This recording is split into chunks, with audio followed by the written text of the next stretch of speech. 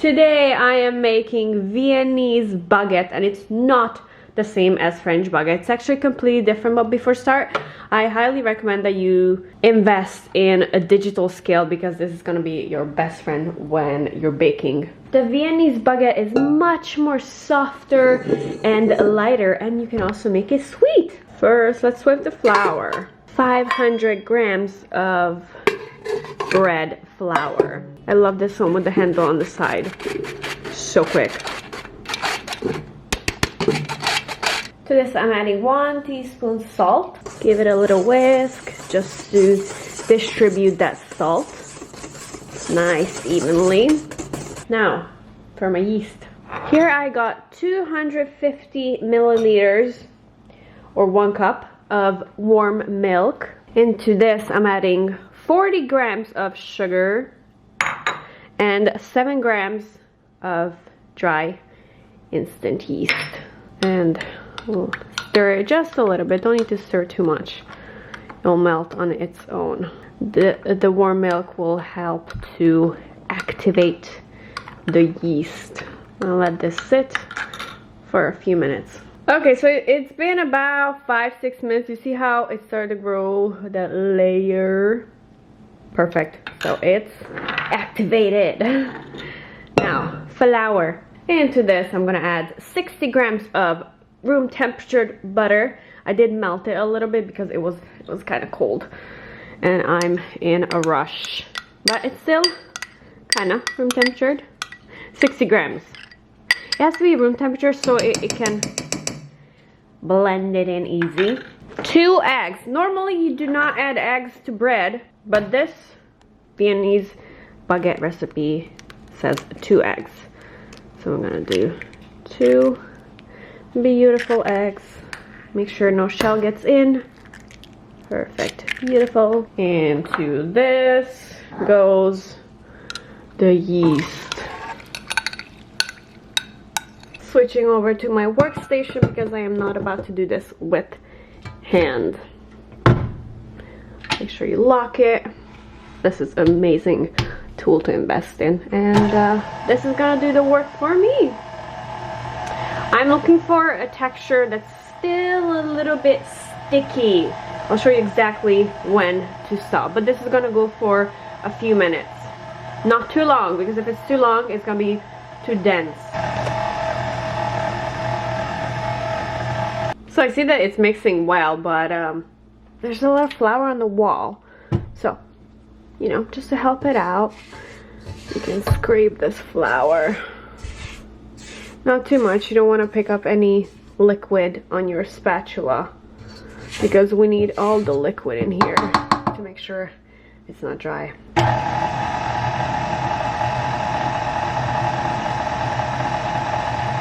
I turned up the speed to number 2 and it's looking good.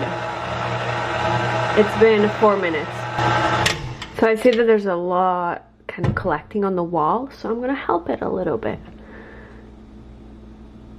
Get this off. Just press down on the sides like that, just to help it combine, to make sure all the gluten is formed and there's no flour on the bottom. There's still a little bit of flour on the bottom. Now it can go back. See, it's coming together, but still need a little bit of rotation. Now it's been 8 minutes, and I'm gonna put it back to speed 1.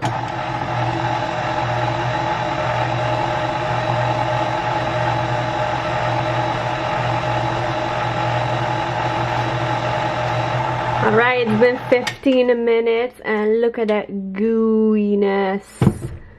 So it looks sticky, but it's not super sticky, just slightly, and that's what we want. We're done with this part.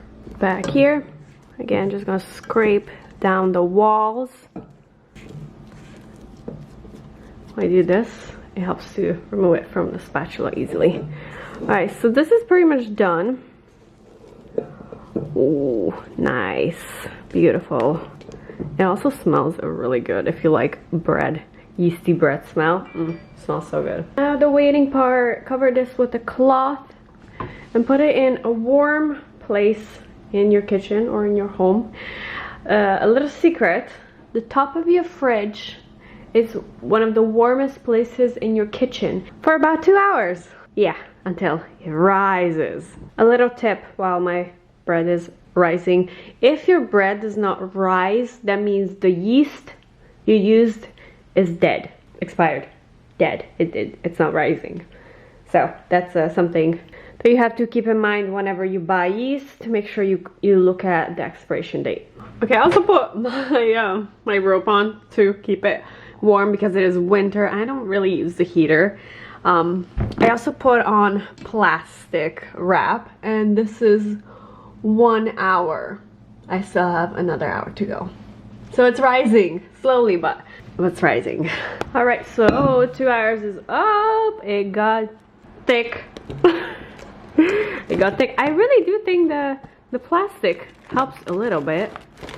Whoa, look at that. Bouncy. Sticky too. I need a little bit of flour on here. Lots of flour on my surface.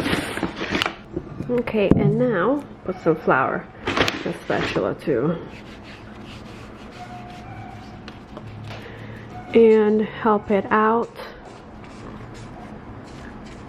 Ooh, you see that? That's all gluten forming. Beautiful. That's a good sign.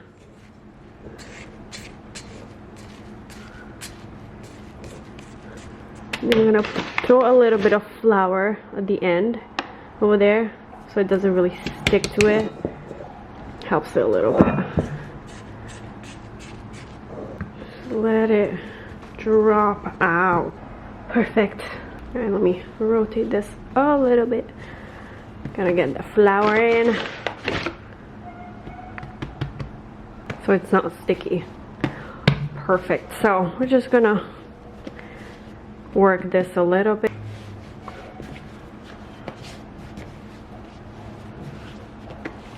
Perfect. It's bouncy. It's heavy. It's a little bit sticky. So a little more flour. Just work that dough just to bring everything together.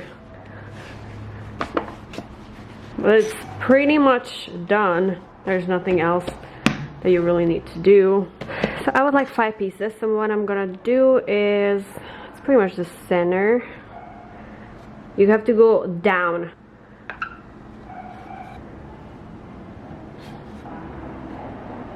So we got 5. Yeah, they're not the same size, but that's okay. This one's a little bit bigger. That's all good. Flour, surface. Ooh, just rotate that a little bit. Got a little flour on all sides so it doesn't stick too much. All right, so I want to make 2 with chocolate. I'm gonna do these 2 with chocolate, so I'm gonna have to mix it into it. Here I have a cup of black chocolate, and I'm gonna take like a handful and work it in here. A little bit more. Like a nice chocolatey dough.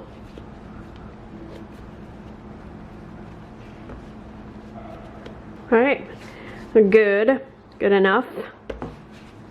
We're gonna do the same thing with the other one. I got about a 1/4 cup in each bun. All right, so the buns, the bread, the baguettes, let's make them. This is gonna be very simple. The dough is pretty stretchy, but once it starts stretching out, it is a little bit sticky.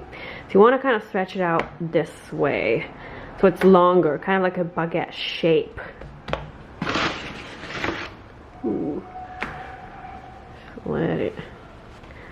Let it, like gravity, take over. Like this. And then you get one side and you start rolling it up. Roll. That's it.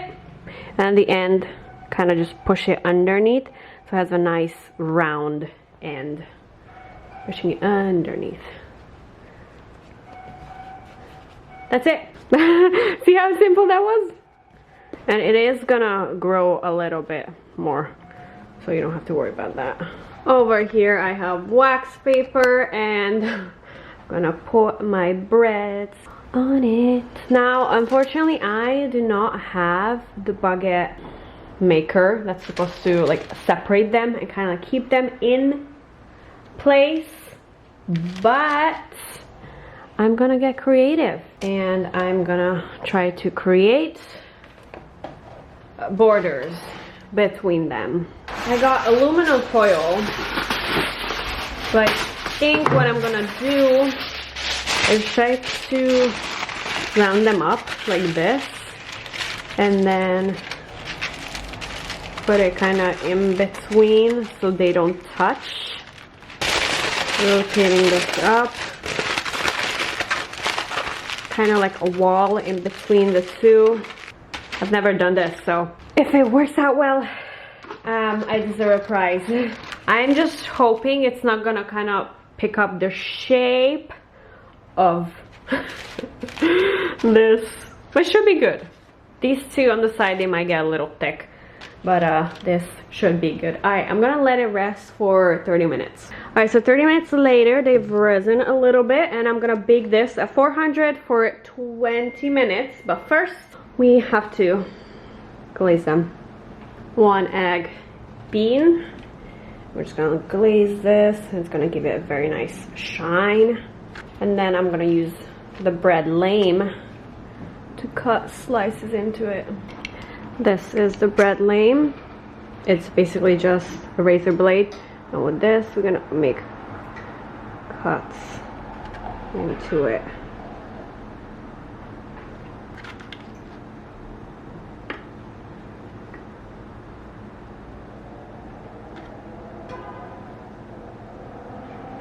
Like that. And this will allow it to further grow a little bit. You can also use a knife. When you're done with this, get it in the oven, 400 for 20 minutes till it's golden brown. Out of the oven, and they look beautiful. And this is the finished result. They look beautiful, soft, and I hope it's delicious. Gonna cut them up and we'll see. Here's them cut up, baked, perfect. It's soft, it smells so good. Still warm. So, came out perfect. The chocolate is still hot, so it spreaded a little bit, but once it's cooled down, you can cut it without spreading. But it came out absolutely perfect. Okay, so these things, it really worked. Yeah, that was a good hack for this. The recipe came out amazing. I gave one of the chocolate breads to my neighbor, so it works, and it's not too sweet. I know we had a little bit of sugar in there, but it's still like a neutral side, so it will be perfect for like smoked salmon or salami, or make mini sandwiches for a party. Or you can also just cut it like this and then put ham in there and your favorite cheese, and then you have lunch for work. It's soft, so it has the baguette shape, but it's completely different from the French baguette. It's much more softer. It's so perfect. Came out absolutely amazing. I'm very happy with it. All right, thank you so much for watching this video. Yeah, this is a foolproof recipe. So if you want to make bread, make this recipe.